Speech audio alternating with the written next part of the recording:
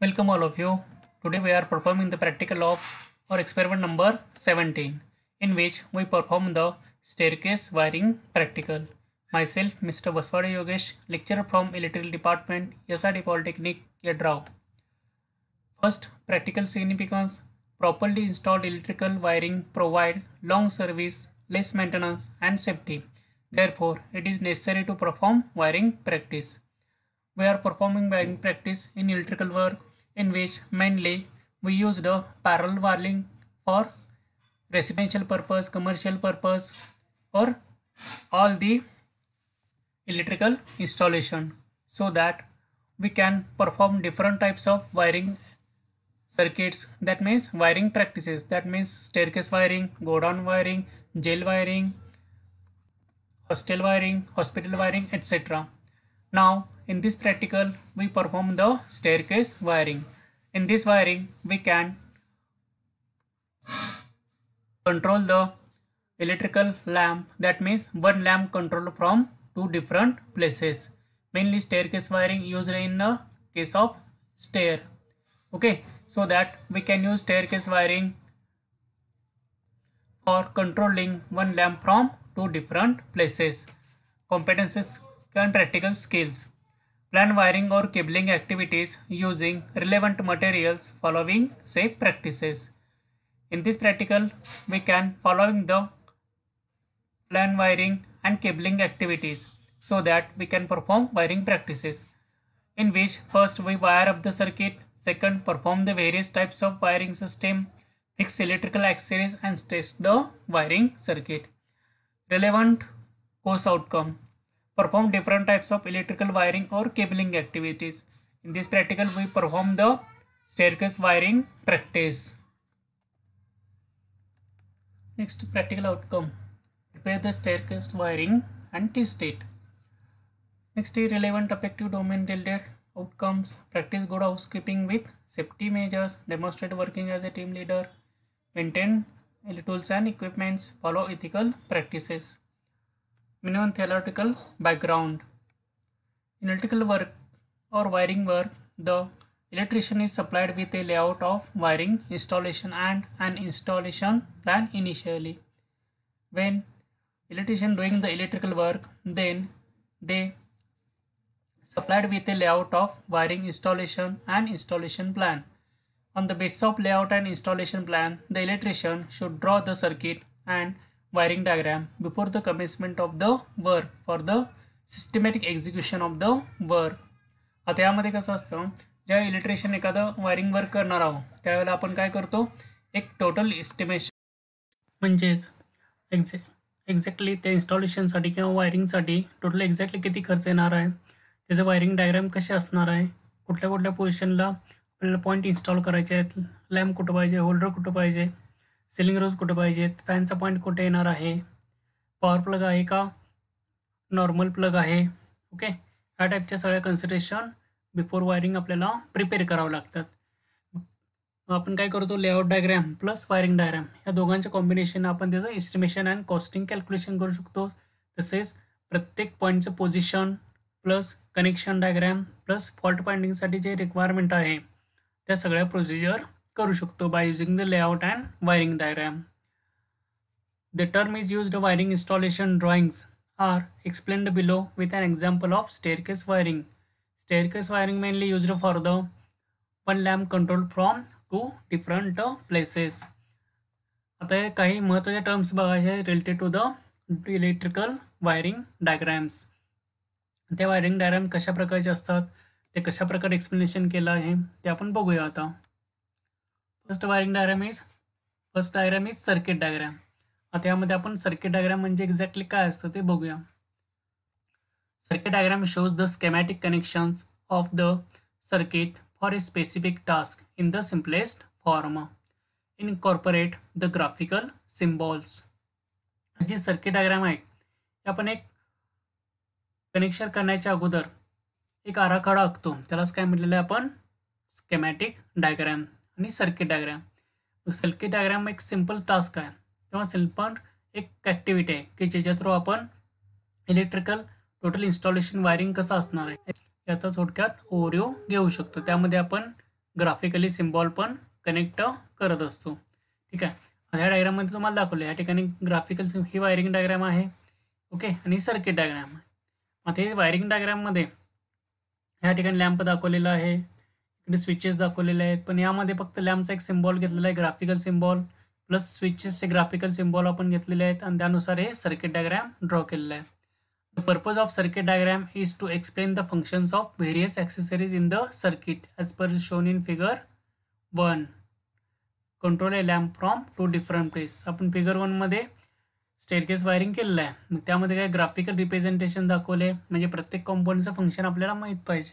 त्यासाठी प्रत्येक कॉम्पोनंटचं फंक्शन दाखवले, म्हणजे स्विचेस असतील, लॅम्प असतील, हे सर्किट डायग्राममध्ये दाखवतो. प्लस त्याचं नॉर्मल कनेक्शन कसं असते ते कनेक्शन आपण यामध्ये एक्सप्लेन करत असतो. मग सर्किट डायग्रामवरून काय करू शकतं आपल्याला, त्या इक्विपमेंटचं फंक्शन प्लस त्या ठिकाणी कोणते कॉम्पोनंट यूज केलेत प्लस त्याचं कनेक्शन कसं असणार आहे हे आपल्याला कळू शकतं. पण यामध्ये आपल्याला कोणत्याही स्विचची किंवा लॅम्पची कॉम्पोनंटची पोझिशन कळू शकत नाही किंवा यावरून आपण वायरिंग एस्टिमेशन कॅल्क्युलेशन करू शकत नाही. फक्त त्यामध्ये कॉम्पोनंटचं फंक्शन प्लस त्याचं कनेक्शन ही माहिती आपल्याला सर्किट डायग्रामवरून मिळू शकते.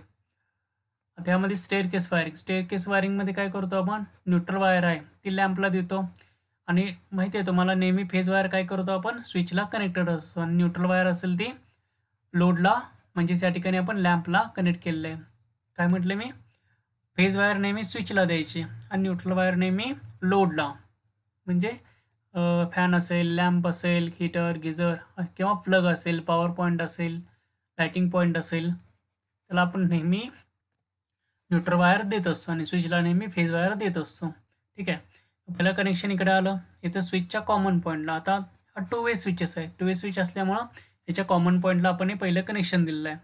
जे सेकंड कनेक्शन असणार आहे ते काय आहे, आता टोटल 3 टर्मिनल असतात. एक इनपुट टर्मिनल आणि 2 आउटपुट टर्मिनल्स असणार 2 वे स्विचला. ठीक आहे. या ठिकाणी पण एक इनपुट टर्मिनल आणि 2 आउटपुट टर्मिनल्स आहेत. त्यामध्ये सेंटर पॉईंटला सप्लाय दिला आणि बाकीच्या 2 टर्मिनल्सचे कनेक्शन दुसऱ्या स्विचच्या 2 टर्मिनल्सचे आपण या ठिकाणी केलेले आहेत. ठीक आहे. त्यानंतर जो सेकंड स्विचचा जो कॉमन पॉईंट आहे तो आपण काय केला, लॅम्पला कनेक्ट केलेला आहे. ओके, लॅम्पच्या एका टर्मिनलला आणि लॅम्पच्या दुसऱ्या टर्मिनलमधून न्यूट्रल दिलेलं आहे. आता वायरिंग डायग्रामवरून बघा, इथून फेज वायर आली, स्विचच्या कॉमन पॉईंटला दिलेलं आहे पहिल्या 2 वे स्विचच्या, आणि जे अदर 2 पॉईंट्स आहेत ते 2 पॉईंट्स डायरेक्टली पॅरलली कनेक्ट केले आहेत दुसऱ्या स्विचच्या 2 कॉमन पॉईंटला. अशा स्ट्रेट लाईनमध्येच कनेक्शन्स यायला हवेत. ओके, या ठिकाणी तुम्ही बघू शकता ह्या पॉईंटचं कनेक्शन इथं दिलेलं आहे आणि ह्या स्विचचं कनेक्शन इथं आपण कनेक्ट केलेलं आहे. आणि हा जो सेंटर पॉईंटचा हा जो स्विच आहे तो आपण काय केलं, डायरेक्टली इकडून असा लॅम्पला कनेक्ट केला आहे. सेम यामध्ये हा जो स्विचचा कॉमन पॉईंट आहे इथला, तो कॉमन पॉईंट आपण लॅम्पला इथे कनेक्ट केलेला आहे आणि लॅम्पच्या दुसऱ्या टर्मिनलला आपण काय केलं, न्यूट्रल वायर प्रोव्हाइड केले. ओके, कनेक्शन कळालं असेल. फेज वायर पहिल्या स्विचच्या कॉमन पॉईंटला, पहिल्या स्विचचे दोन्ही आउटपुटचे पॉईंट्स दुसऱ्या स्विचच्या दोन्ही आउटपुटच्या पॉईंट्सला सेम यायला पाहिजेत. वर खाली क्रॉसमध्ये नको, पॅरलमध्ये इकडं यायला पाहिजेत कनेक्शन. आहे क्रॉसमध्ये केलं तर वायरिंग व्यवस्थित होणार नाही आणि आपलं ऑपरेशन व्यवस्थित होणार नाही, ते लॅम्प वर्किंग व्यवस्थित करणार नाहीत. ठीक आहे. त्यामुळे अशा पद्धतीने आपल्याला कनेक्शन करायचे आहे. Okay, next is wiring diagram.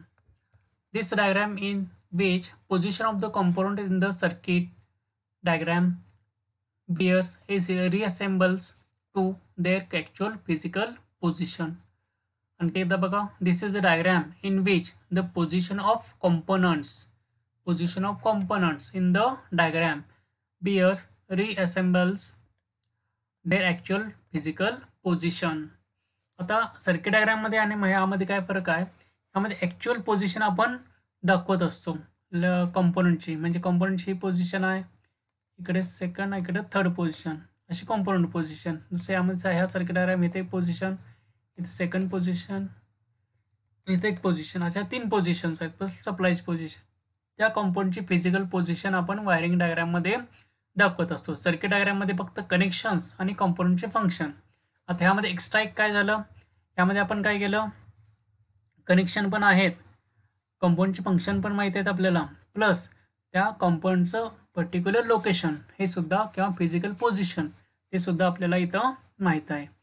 Okay, the wiring diagram may not have distance marking. आता वायरिंग डायग्राममध्ये कोणत्या टाईपचं आपण डिस्टन्स मार्किंग करत नाही. The use of wiring diagram along with the layout diagram enable the technician in the initial stages to planning the specify estimate required type, size and length of the cables. Okay, आता जो काही electrician आहे त्याला circuit डायग्रामवरून फक्त connection कळू शकतं, but आपण यामध्ये wiring diagram plus layout diagram हे दोन्ही डायग्राम जर टेक्निशियनला दिला तर तो टेक्निशियन काय करू शकतो, कोणत्या डायग्राम, एक layout diagram plus wiring diagram ह्या दोघांचं कॉम्बिनेशनमधून तो त्या पर्टिक्युलर इन्स्टॉलेशनचं प्लॅनिंग करू शकतो, एस्टिमेशन काढू शकतो, त्याचा टाईप कोणता वापरायचा, साईज कोणती वापरायची, कोणत्या टाईपचे केबल्स यूज करायचे, किती लेंथ पाहिजे आपल्याला, ते सगळं डिसाईड करू शकतो या दोन डायग्रामवरून, वायरिंग डायग्राम आणि लेआउट डायग्रामवरून. ह्यामध्ये एक्स्ट्रा काय झालं, आपल्याला फिजिकल पोझिशन आपण यामधून माहीत करून घेऊ शकतो. ठीक आहे. And also to decide on the vertical, horizontal and sling runs of the cables. आणखी काय पॉईंट्स माहीत होतं आपल्याला, ती जी केबल्स राहणार आहे किंवा वायर्स असतील त्या व्हर्टिकल रन होणार आहेत का हॉरिझॉन्टल होणार आहेत का सिलिंग रन होणार आहेत हे सुद्धा आपल्याला कळू शकतं. म्हणजे ह्या वायरिंग डायग्राममुळे मेनली आपल्याला पोझिशन, प्रत्येक कंपोनंट, प्रत्येक एक्सेसरीची पोझिशन, प्रत्येक वायरची पोझिशन आपल्याला कळू शकतं. The wiring diagram is a great use to test and rectify faults in the installation during the maintenance work. आता वायरिंग डायग्रामचा मेन यूज कुठं होतो, मेंटेनन्स वर्कच्या ठिकाणी. ज्यावेळेस समजा सपोज एखाद्या वेळेस फॉल्ट क्रिएट झाला असेल वायरिंग इन्स्टॉलेशनमध्ये, इलेक्ट्रिकल इन्स्टॉलेशनमध्ये, तर त्यावेळेला तो फॉल्ट रेक्टिफाय करण्यासाठी, म्हणजे फॉल्ट फाइंड आउट करण्यासाठी वायरिंग डायग्राम सगळ्यात जास्त हेल्प होते वायरिंग डायग्रामची. Also shown in figure. आता या फिगरमध्ये वायरिंग डायग्राम दाखवलेला आहे स्टेअरकेस वायरिंगचं. For his own good and facilitate quick location of faults at a larger stage, the customer should insist the electrician giving him a copy of wiring diagram soon after that completion of work. त्यामध्ये काय करायचं आहे, आता हे fault finding करण्यासाठी आपल्याला काय पाहिजे, जी वायरिंग डायग्राम पाहिजे असेल तर काय करायला पाहिजे, जो इलेक्ट्रिशियन असेल ते इलेक्ट्रिशियन एक वायरिंग डायग्रामची कॉपी त्या पर्टिक्युलर कस्टमरला सप्लाय करायला पाहिजे, म्हणजे द्यायला पाहिजे वायरिंग डायग्राम, की जेणेकरून पुढे फ्युचरमध्ये काहीतरी फॉल्ट आला असेल तर तो इझिली फाइंड आउट व्हावा यासाठी. ओके, त्यामुळे इलेक्ट्रिशियनने कंपल्सरी वायरिंग कंप्लीट झाल्यानंतर ती वायरिंग डायग्राम त्या पर्टिक्युलर कस्टमरला द्यायला पाहिजे. The electrician should make it a point to do so. Okay, ही झाली वायरिंग डायग्राम. आता जी मॅन्युअलमध्ये डायग्राम दाखवलेली ते अशा पद्धतीची वायरिंग डायग्राम दाखवलेली आहे, पण आपल्या रिक्वायरमेंटनुसार आपण ह्या पद्धतीचं वायरिंग करणार आहोत. ओके, इथं हे मॅन्युअलमधली डायग्राम आहे, ही डायग्राम दिले ते, आणि हे जे ते आपण ॲक्च्युअल त्या ठिकाणी हे परफॉर्म करणार आहोत. यामध्ये आता काय, कसं वायरिंगकडे नेलं, इकडून अशी नेल्या वायर आणि इकडून अशी पास होऊन पुन्हा अशी गेल्या. आपण आता डायरेक्टली काय केले, हे पूर्णपणे ते खालीपर्यंत घेतले, असं हे वायरिंग पूर्णपणे असे खाली गेले आणि असे याचं एक्सपांडेशन केले. ठीक आहे, ह्यामध्ये आपल्याला कोणता खर्च वाचला, हे जे मधलं रनिंग आहे एक्स्ट्राचं, ओके, ते आपल्याला वाचलेलं आहे. हे थोडं एकदम कॉम्प्लेक्स दिसतं वायरिंग, पण हे एकदम इझी वायरिंग आपण या ठिकाणी केलेलं आहे. अशा पद्धतीने आपण वायरिंग डायग्राम करणार आहोत. त्यामध्ये काय केले, न्यूट्रल वायर इकडून आपण डायरेक्टली लॅम्पला दिलेलं आहे, फेज वायर आहे ती मधल्या स्विचच्या कॉमन पॉईंटला, आणि अदर आउटपुटचे 2 पॉईंट आहे स्विच नंबर 1चे, ते दुसऱ्या स्विचच्या 2 अदर पॉईंट्सना पॅरलमध्ये कनेक्ट केलेले आहेत. हा सेकंड नंबरचा स्विच आपला. सेकंड नंबरचा कॉमन पॉईंट आहे तो आपण काय केले, दुसऱ्या लॅम्पच्या सेकंड टर्मिनलला कनेक्ट केलेला आहे. अशा प्रकारे या ठिकाणी इथं वायरिंग केलेलं आहे आपण. ठीक आहे, ही झाली आपली वायरिंग डायग्राम. आता नेक्स्ट आहे ती layout diagram. The layout diagram is shown in figure 3. It is simplified version of the wiring diagram. Its purpose is to inform the reader quickly and exactly what the circuit is designed for without giving any information on the circuit itself. ज्यामधून काय आपल्याला माहिती होते, एकदम easily आणि readily आपल्याला कळू शकते की डायरेक्टली वायरिंग त्या ठिकाणी कसं असणार आहे. थोडक्यात इन्फॉर्मेशन घेण्यासाठी, म्हणजे क्विकली आणि एक्झॅक्टली इन्फॉर्मेशन घेण्यासाठी आपण हे लेआउट डायग्राम उपयोगी पडते. कारण वायरिंग डायग्राममध्ये कनेक्शन्स वगैरे असतात, त्यामुळे त्या ठिकाणी कनेक्शन समजून घेण्यासाठी थोडं डिफिकल्ट होतं. पण ते जर लेआउट डायग्राम असेल या ठिकाणी तुम्ही बघू शकता एक्झॅक्टली त्या पर्टिक्युलर कॉम्पाऊंडचं लोकेशन प्लस त्या ठिकाणी किती वायर्स रन झाले आहेत, त्याचं किती लेंथ आहे हे याच्यावरून आपल्याला कळू शकते. याचं एक्झॅक्टली यूज काय, आपण इझिली आणि एक्झॅक्टली त्या ठिकाणी वायरिंग कसं आहे हे लगेच आपल्याला कळू शकते. यासाठी हे इम्पॉर्टंट आहे. This type of layout diagram is used to preparation of architectural diagram, plans etcetera. Mainly अशा टाईपचे डायग्राम जे आर्किटेक्टर असतात किंवा जे सिव्हिल इंजिनियर वगैरे आहेत त्यांना जास्त करून उपयोगी पडते. आणि इलेक्ट्रिशियनना एस्टिमेशन कॉस्टिंग कॅल्क्युलेशन करण्यासाठी हे वायरिंग लेआउट डायग्राम उपयोगी पडते. In layout diagram necessary to indicate the symbols with details like whether wiring is on the surface or concealed. Okay, त्यामध्ये काय, त्यामध्ये नेसेसरी पॉईंट्स काय आहेत, आपल्याला कॉम्पाऊंड्स एक्झॅक्टली कॉम्पाऊंडचे सिम्बॉल न दाखवता त्याचे आपण लेआउट सिम्बॉल दाखवतो. म्हणजे हा जो सिम्बॉल तुम्ही बघालाय तो काय 2 वे स्विचचा सिम्बॉल असणार आहे. 1 वे स्विचचा फक्त या ठिकाणी एकच पोल असतो. या ठिकाणी 2 वे स्विचला हे 2 पोल दाखवलेले आहेत. ठीक आहे, त्यामुळे लेआउटचे सिम्बॉल आपण या ठिकाणी यूज करतो. त्यामुळे जास्त किचकट होत नाही डायग्राम, एकदम सिम्प्लिफाईड डायग्राम होते. त्यामुळे हे समजायला इझी जाते. हे आपण मेन्शन करतो कोणती वायर वरती सरफेसवरती आहे, कोणती वायर कन्सिल्ड आहे. सरफेसवरती म्हणजे आपण जे वॉलवरती वायरिंग करतो ते सरफेस वायरिंग. कन्सिल्ड म्हणजे काय, भिंतीच्या आतमध्ये वायरिंग असतं. वायर जी रन होणार आहे ते अप आहे का डाऊन आहे, म्हणजे वरती चालले वायर का खाली चालले वायर. नंबर ऑफ वायर्स किती आहेत, म्हणजे या ठिकाणी रेषा दाखवलेल्या आहेत तुम्हाला. या ठिकाणी आता काय 3 वायर्स गेल्या त्यामुळे इथं 3 आकडा लिहिलेला आहे. किंवा या ठिकाणी बघा 3 आकड्याला एक लाईन मारून इकडं 3 आकडा लिहायचा, इथं दिसतंय तुम्हाला. ठीक आहे, किंवा डायरेक्टली अशा रेषा मारायच्या. या ठिकाणी मारलेत बघा, इथून आता 2 वायर्स इकडे खाली गेले आहेत. ठीक आहे, त्यामुळे मी या ठिकाणी 2 लाईन्स मारलेले आहेत.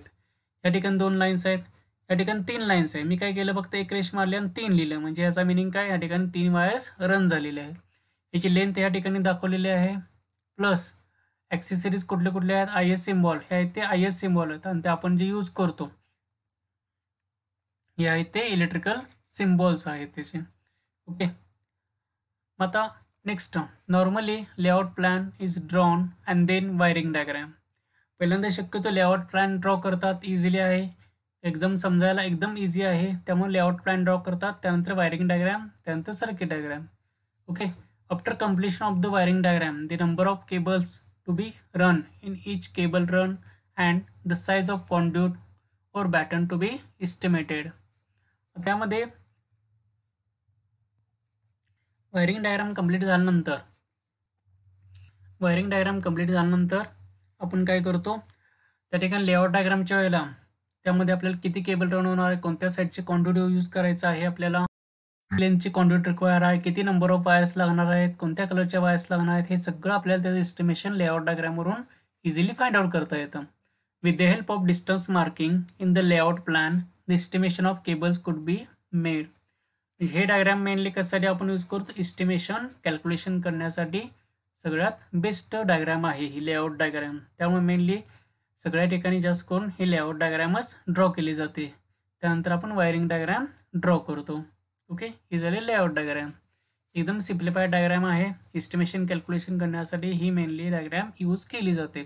यामध्ये आपल्याला डायरेक्टली सिम्प्लिफाईड व्हर्जनमध्ये आपल्याला कनेक्शन कळू शकते. Okay, next resources required. आता सेकंड पार्टमध्ये आपल्याला काय रिसोर्सेस कोणकोणते यूज केले ते तुम्ही यामधून फाइंड आउट करायचे आहे. आणि त्यानुसार आपण या ठिकाणी PVC वगैरे यूज केलेलं नाही, डायरेक्ट केसिंग केपिंगचं वायरिंग यूज केलेलं आहे. तुम्ही या ठिकाणी बघू शकता अशा टाईपचे केसिंग केपिंग वगैरे यूज केलेलं आहे. त्यानुसार तुम्ही स्वतःहून यामधले कॉम्पोनंट असतील ते फाइंड आउट करून त्या ठिकाणी लिहायचे आहे. प्रॅक्टिकलच्या वेळेला मी सगळे एक्सप्लेन केले आहेत कोणते कॉम्पोनंट यूज केले आहेत. त्यानुसार तुम्हाला रिसोर्स रिक्वायर्ड टेबलमध्ये कॉम्पोनंटची नावं लिहायची आहेत.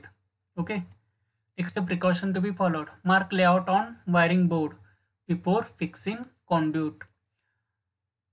प्रिकॉशन घ्यायचं आहे, प्रत्येक मार्किंग करायचं आहे आपल्याला. ज्या इथं आपण ज्यावेळेला कॉन्ड्यूट फिक्स करणार आहोत किंवा ही केसिंग फिक्स करणार आहोत त्याच्या अगोदर आपल्याला इथं मार्किंग करायचं आहे. Make sure all the connection should be tight.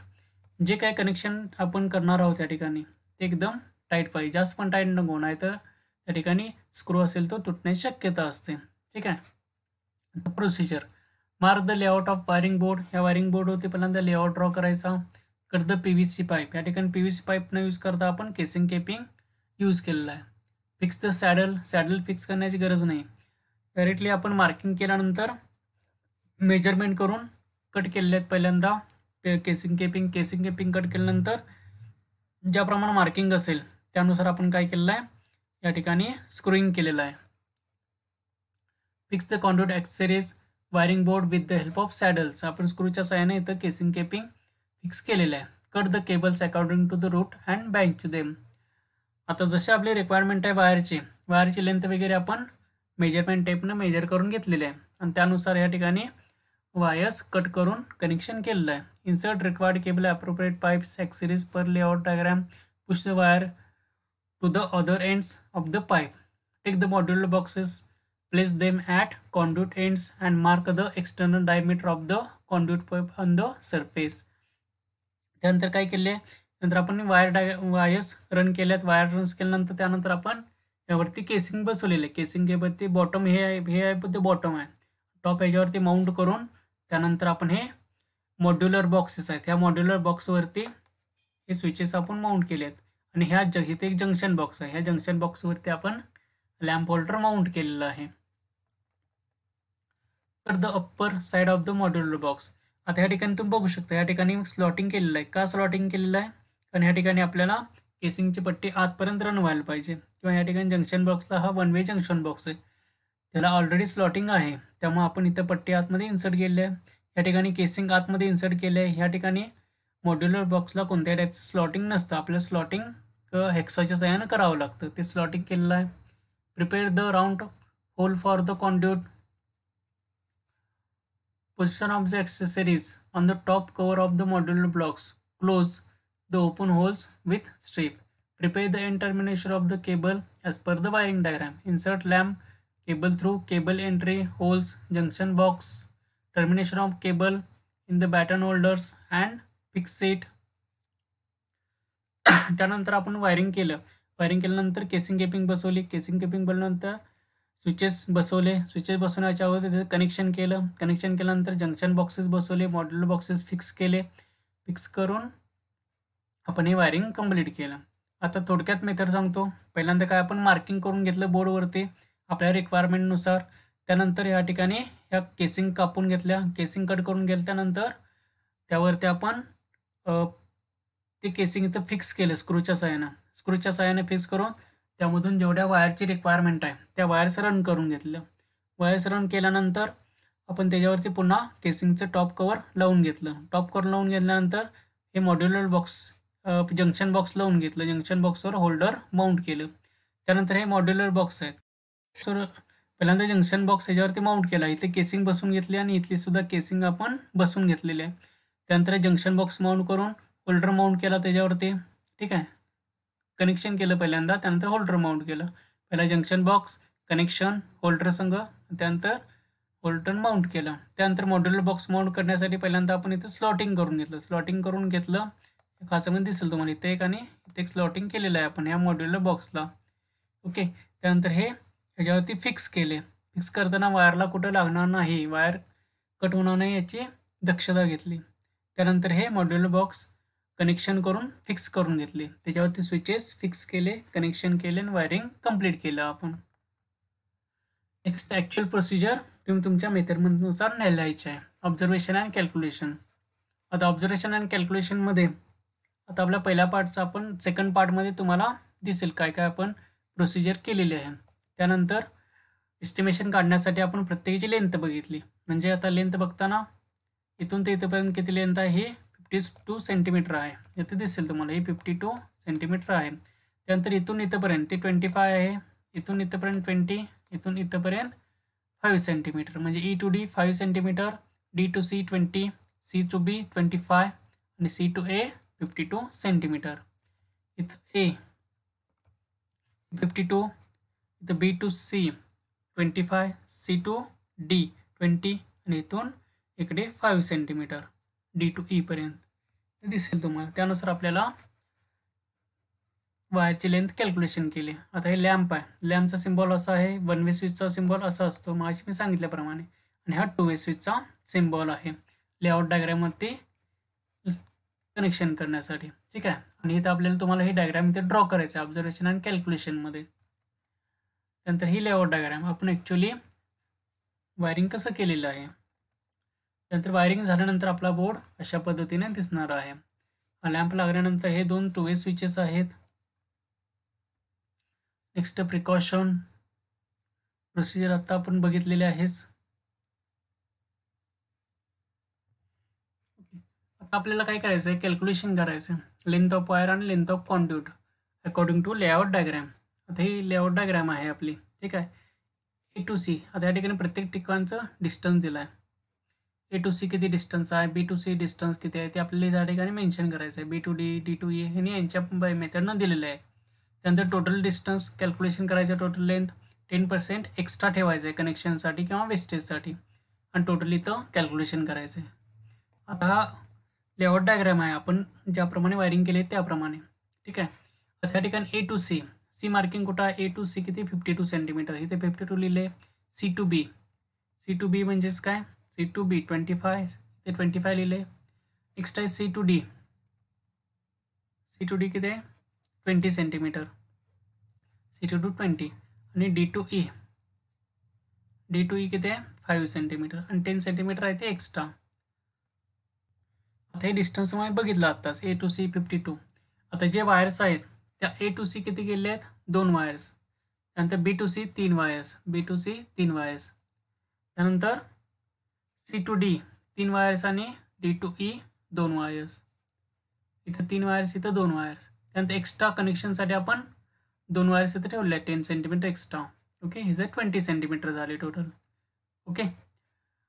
ते टोटल कॅल्क्युलेशन केलं आपण. तर आता हे लेंथ ऑफ कॉन्ड्यूट झाली. कॉन्ड्यूटची लेंथ काय डबल होणार नाही, हे सिंगलच राहणार आहे.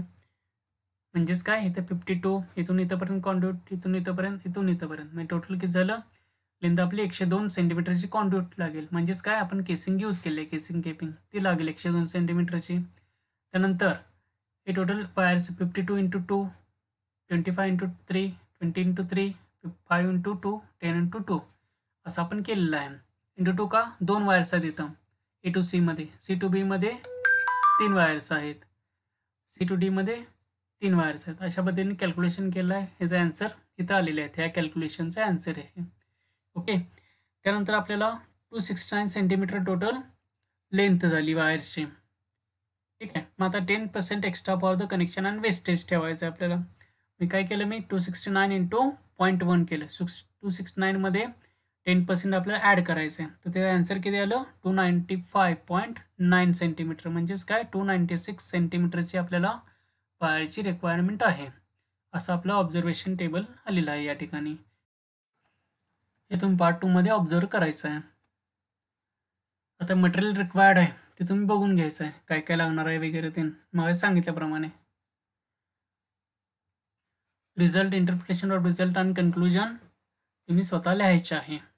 ठीक आहे. त्यानंतर प्रॅक्टिकल रिलेटेड क्वेश्चन्स, तुम्ही क्वेश्चन सॉल्व्ह करायचे आहे, नेटवरून सॉल्व्ह करून घ्या किंवा डायरेक्टली बुकमध्ये सुद्धा आहे, लेक्चरमध्ये एक्सप्लेन केलेलं आहे.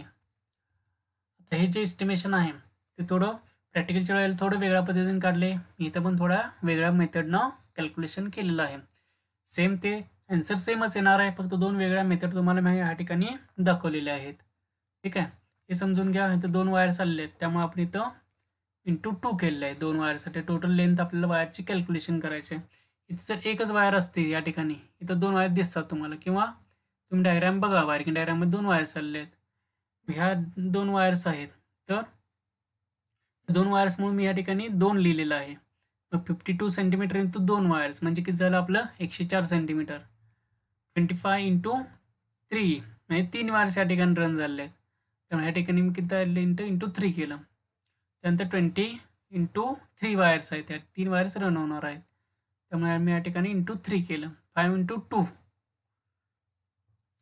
5 इंटू 2 वायर्स आहेत आणि 10 इंटू 2 वायर्स आहेत. या ठिकाणी आपण वरती बघूया वाटल्यास, या ठिकाणी दिसेल तुम्हाला इथे 2 वायर्स आहेत, इथं 3 वायर्स आणि इकडून पुढे 2 वायर्स आहेत. तुम्हाला आता आयडिया आली असेल 2 3 3 ते बघू शकता तुम्ही 2 3 3 आणि इथं पुन्हा 2 सप्लायसाठी, इथं 2 सप्लायसाठी ठेवले आहेत आपण बाहेर. Okay, our practical will be completed. Thank you.